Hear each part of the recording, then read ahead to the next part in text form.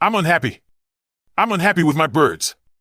I'm unhappy that A.J. Brown was unavailable, and his pain causes me pain. I'm unhappy with the performance of Hurt Chubby, the team that really matters. I'm unhappy that I continue to be scored on like the fucking Carolina Panthers when I, unlike them, secured the right QB in Stroud, but I continue to be punished like I chose Bryce fucking Young. I'm unhappy that it seems impossible to get a grasp on this NFL season, especially now that it is affecting me financially. I am unhappy that Capo won, I am unhappy that Jeff won, and not to be overshadowed, I'm unhappy with an 0-2 start. Capo decided this week that losing is overrated and swiftly, and without any regard to my personal well-being, kicked my ass, with Kamara not even offering a courtesy spit. Kamara's performance was against the Cowboys, however, so not all that upset. It does look like Capo might be dealing with some additional injuries to pair with Jordan Love's, so we shall see what comes of that. Would have been nice for that to happen before he played me, not after, but then how would he continue the trend of putting up record numbers against me, right? Leland, I don't know what is looking worse, our start as commissioners, or Caleb Williams the first 2 games of the season. I say this again, never trust a USC QB. Chad, unlike your boys, you were able to secure the win, even with losing some significant pieces for the near future. Josh, my king.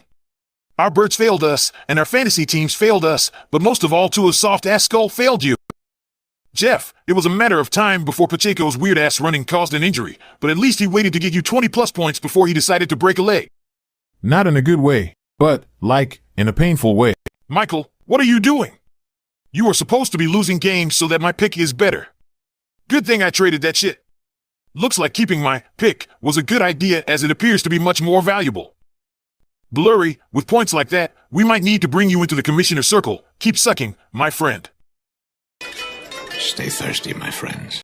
Paul, just goes to show you, get mobile QBs because even when they look like shit, they could at least lead you to fantasy wins, and running backs combining for 70 damn points. Marcus, looks like you should have started our boy, Danny Dimes, at 0-2. What you got to lose? Leland, I say this again. We should look into point adjustments for those of us in power. We deserve it, we do the work, and we should be compensated for it. And it appears these ungrateful assholes we call enemies and league mates are not giving us anything but pain and suffering for our efforts. Because let's face it, they are bad people. Personally, I am tired of getting punched in the face, and like they always say, if you can't beat them, cheat. Just something to think about for next week, and now to the games. While I feel like it might not be right to bitch about injuries, because there are teams that are down much worse than I am on that front, but I don't care about them. I care about me! T. Higgins and Evan Ingram, you guys need to get your shit together. Good thing I am a degenerate and check my lineup to roster bait often, so I was able to catch Evan Ingram apparently dislocating his fucking vagina during pregame, and him not being able to play led me to start Taysom fucking Hill, so I should have known what was in store for me, and while they kicked the Cowboys in the teeth apparently, he didn't get the fucking memo from Kamara to score a fuck ton of touchdowns. Coleman, I love you, but can you be a little more toxic and demand some fucking targets from Josh Allen? I don't know. Might get both of you guys some fucking points, and that would be nice as points are kind of fucking important. All I can say is I tried all summer to trade Godwin, and thank fucking God you idiots didn't take him from me because he is proving that I apparently don't know ball. Capo, would have been nice for Jefferson and St. Brown to get hurt before they put up 60 damn points against me, but I don't know, that might have brought Baby Marv off the bench for him to add to the ass kicking and molestation. I have hated Kamara for years, and he continues to be on fucking brand, and just being a constant source of anguish for me, so he is a perfect fit for your team. But I will say this, you're still a shit manager, look at your bench points. I mean, cannot even properly select good players to start. Am I right, guys? What a loser! Couldn't be me! All I have to say is I have gotten 634 points scored on me in 2 weeks. The next closest is 499, which would just so happen to be the other commissioner. That's a 135 fucking point differential. It's like I have played an extra fucking game. And I haven't. Capo, I am not going to give you the satisfaction of congratulating you, so I will end this with a fuck you, but have a nice day. But oh well, if you gotta go, then you gotta go. I hate to do this. I would love for this shit to last, so I'll take pictures of my rear end so you won't forget my ass. And all is well that ends okay, so I'll end this shit with a fuck you, but have a nice day. Leland, this isn't looking good. I mean, if you just look at the opening screen and don't scroll, it looks good, but the further you scroll, the worse it gets. Looks like you still need QB help. And Caleb Williams is not him. All those weapons, all this hype, and he looks like the worst of the starting rookie QBs. But hey, could be Bryce, right? That would be worse, right? Your so-called loaded tight end room is not producing. How do you say? Points. Which might be important in this fantasy land. Laporta pissed someone off in the offseason, and Pitts just apparently can't play. McBride capitalized on a fumble recovery in the end zone to get points, or it could have been even worse. Not trying to kick you while you're down, but you're the only team to not have 400 points, and you're not very close either. Chad, you continue to survive these injuries, but can you keep it up? First McCaffrey, now Cup, your white boys are getting killed like it's a make the NFL black movement or something out here, but congrats on the win. Sorry, not sorry about your Cowboys. They lost me a lot of money, but I am very much okay with that. I will say this, emotional hedging on betting the Cowboys has made things very enjoyable each week. If they win, I win money, and if they lose, I win joy, and I like that. Josh, we cannot be losing to Jeff out here. His team is trash, but like our birds, losing AJ just makes the team look different. Damn his chiseled hamstrings being too strong for the rest of his body to withstand that much manliness. Hopefully he will be back soon for you. And our birds. The same cannot be said for Pacheco. He should have drank more milk apparently. Soft-ass bones. Jeff, you survived off of 2 big plays from DK and CD, respectfully, which just goes to say, draft guys with 2 letters for a name. Hey Jeff, did you expect Derek Carr to be your best QB? And why do you keep sitting him on the bench and starting 0-2 Joe Burrow? And keeping Brock Bowers on the bench as well? This is some piss poor management, but it led to a win, so I can't talk too much shit sitting at 0-2. Well, yes, I can. And I will. I will say this, like Montgomery is better than Gibbs, apparently Godwin is better than Mike Evans, and I love it. No one needs to know that I tried desperately to trade you for Evans and give up Godwin in the process. Those details are irrelevant and cannot be proven. Blurry, check your damn lineup. Stop husbanding and parenting. Bring it on. But you guys can't define me or define my work as a father. I'm many things, I'm many things. Yeah, I'm a convicted rapist. I'm a hellraiser. I'm a father, a loving father. I'm a semi-good husband. You know what I mean?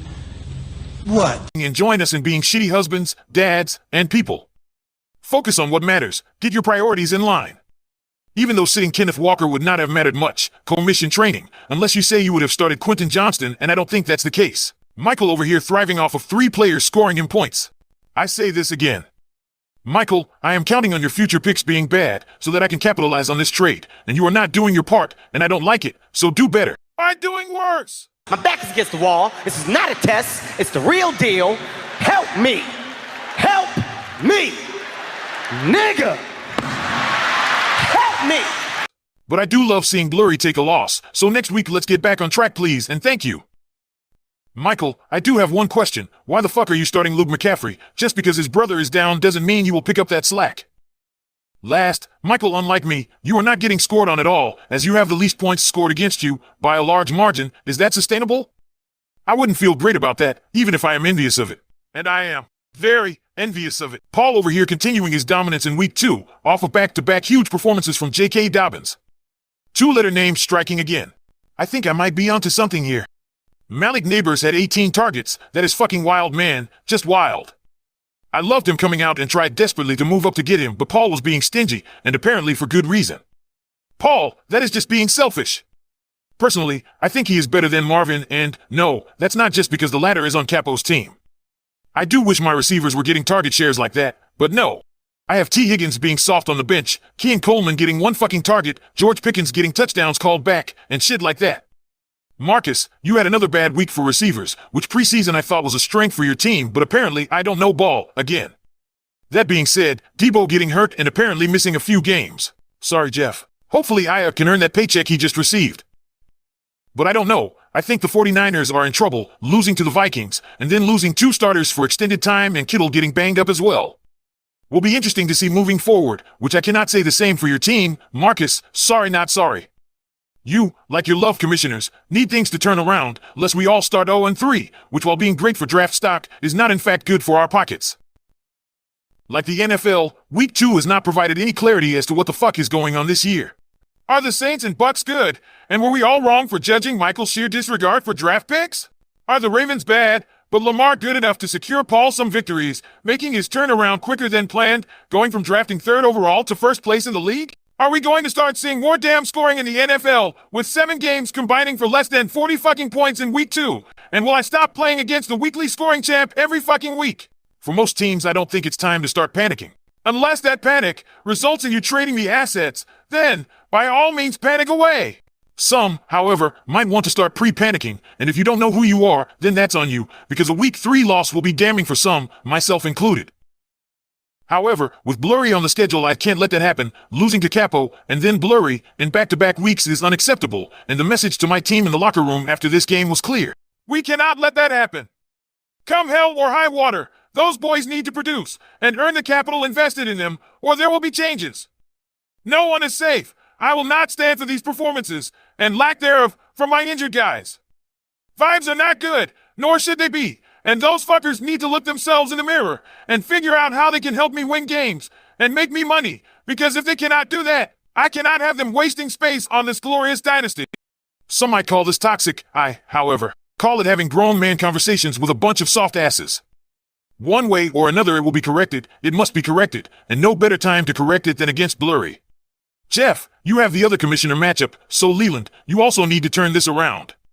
Chad, can you survive these injuries another week against number 3? We shall see. Michael and Marcus will battle it out with the lowest projected point matchup, but 0-2 versus 2-0. Things can get real bad for Marcus, or Michael can come back down to earth. At last! Paul, I have never rooted for a 3-0 start for an opponent when I myself am staring 0-3 in the face, but here I am. So Paul, do us all a favor and finish him!